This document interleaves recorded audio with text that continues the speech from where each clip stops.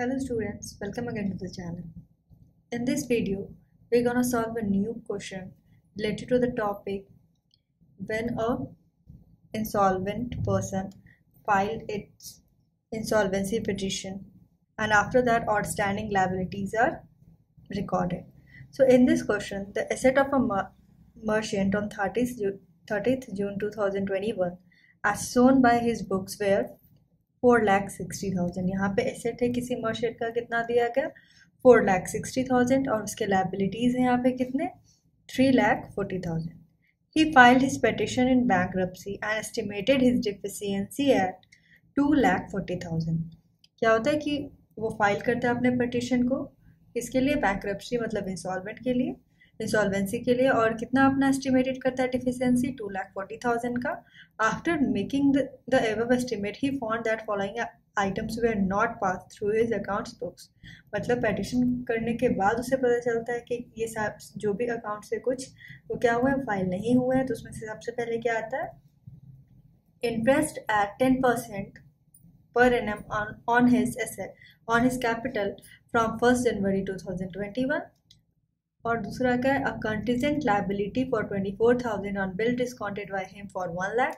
Amount due क्या है wages to workman 2,500, salary to employ 7,500, rent 3,400 and GST 2,600।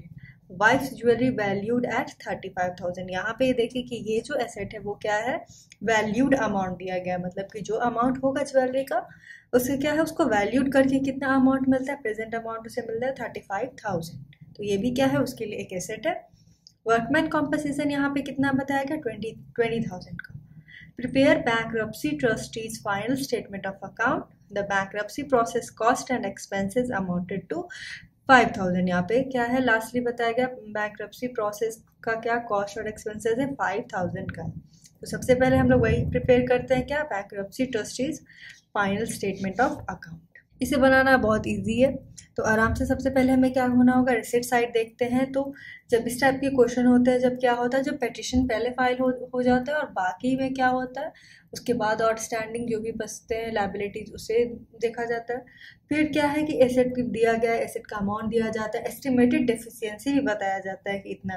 तो क्या करना है सबसे पहले हमें जो फॉर्मूला हम लोग फॉलो करते हैं वो क्या है liabilities expected to rank minus estimated deficiency. तो यहाँ पे कितना बताया गया था लाइबिलिटीज 3,40,000 का उसमें से हम लोग डिडक्ट करेंगे एक्सपेक्टेड कितना एस्टिमेटेड डिफिशियंसी बताया गया इतना 2,40,000 अगर करें तो ये जो एसेट है वो क्या हो जाएगा एस्टिमेटेड टू प्रोड्यूस हमारा आ जाएगा कितना 1 लाख।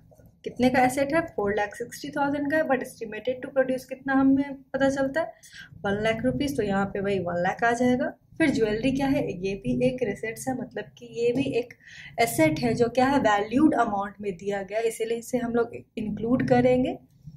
तो ज्वेलरी कितने का 35,000 टोटल यहाँ पे रिसिट साइड में कितना आता है 1,35,000। उसके बाद प्रायोरिटीज वाइज हम सभी क्या करेंगे जो भी है पेमेंट उसको फुलफिल करेंगे यहाँ पे। तो बैंक्रप्सी सबसे पहले प्रायोरिटी किसका बनता है जो भी बैंक्रप्सी प्रोसेस का कॉस्ट और एक्सपेंसेस होता है वो। तो क्वेश्चन में बताया गया वो कितना है 5,000 है तो उसका सबसे पहले आ जाएगा। वेजेस जो भी वर्कमैन को दिए जाएंगे सैलरी आ जाएगा जीएसटी आ जाएगा और वर्कमैन कॉम्पनसेशन ये सभी पेमेंट्स है उसे करने के बाद कितना अमाउंट बचता है जो बाकी डेट्स एंड ड्यूज के लिए है तो वो है 97,400। तो ये था हमारा क्या bankruptcy trustees final statement of account जहाँ पे हमें अमाउंट पता चलता है कि कितना 97,400 ये जो अमाउंट है वो बाकी डेट्स एंड ड्यूज को पे करने के लिए बचता है। तो देख लेते हैं कि बाकी डेट्स एंड ड्यूज कितने हैं प्रेजेंट। तो लाइबिलिटीज कितने के हैं 2,40,000 के वो इंक्लूड करेंगे हम लोग यहाँ पे। फिर एक कंटीजेंट लाइबिलिटी है कंटीजेंट लाइबिलिटी में क्या बताया गया 24,000 रुपीज़ है उसे हम लोग इंक्लूड करेंगे। फिर एक था रेंट रेंट आ जाएगा यहाँ पे कितना 3,400 अगर इसे टोटल करें तो हमारा बन के आता है 3,67,400। ये जो अमाउंट है वो क्या है अदर डेट्स एंड ड्यूज के लिए है बट उन्हें पेमेंट करने के लिए सिर्फ कितना अमाउंट बचता है 97,400। ये जो अमाउंट बचता है उसे हम लोग डिडक्ट कर लेते हैं। पेमेंट तो करना है कितना 3,67,400 अदर डेट्स एंड ड्यूज भी हैं यहाँ पे जो कि अनसिक्योर्ड है और बाकी जो भी है लेकिन पेमेंट इतना होता है तो डिफिशियंसी क्वेश्चन में हमारा क्या बन के आता है, 2,70,000 का यहाँ पे क्या होता है, डिफिशियंसी होता है। तो लास्टली हम क्या देख लेते हैं, डिफिशियंसी अकाउंट यहाँ पे प्रिपेयर कर लेते हैं।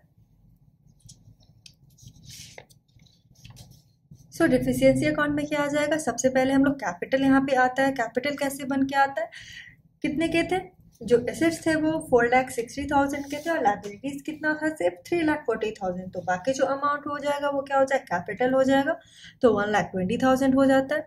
फिर हमने क्या डिफिशियंसी भी यहाँ पे कैलकुलेट किया, तो डिफिशियंसी कैलकुलेट करने के बाद कितना अमाउंट आता है, 2,70,000 रुपीज़, वो यहाँ हो जाएगा। वाइफ्स ज्वेलरी यहाँ पे है क्योंकि ये भी एक तरह का क्या रिसिट है और ये वैल्यूड अमाउंट है, इसीलिए यहाँ पे लिया गया। तो कितना, 35,000। तो टोटल इस साइड कितना बनता है, 4,25,000। आप इसे प्लस कर तो 4,25,000 यहाँ पे आता है। बाकी क्या आ जाएंगे, जो भी इस साइड में जो भी पेमेंट होता है, लॉस होता है, उसे हम लोग इंक्लूड करते हैं। तो लॉस ऑन रियलाइजेशन हो जाएगा, क्यों, क्योंकि 4,60,000 के क्या थे, टोटल एसेट थे और सिर्फ एस्टिमेट करके कितना प्रोड्यूस हुआ, 1,00,000 रुपीज़ ही हो पाया। तो 3,60,000 रुपीज़ क्या हो जाता है, ये लॉस ऑन हो जाता है रियलाइजेशन ऑफ एसेट। वही है यहाँ पे कितना, 3,60,000 का। फिर बैंक्रप्सी प्रोसेस का जो भी कॉस्ट है उसे इंक्लूड करेंगे। कंटीजेंट लाइबिलिटीज़ है वो आ जाएगा, वर्कमैन कॉम्पनसेशन है, वेजेस है, सैलरी है, रेंट है और जीएसटी है, सबको हम लोग इंक्लूड करें तो कितना आता है हमारा, 4,25,000।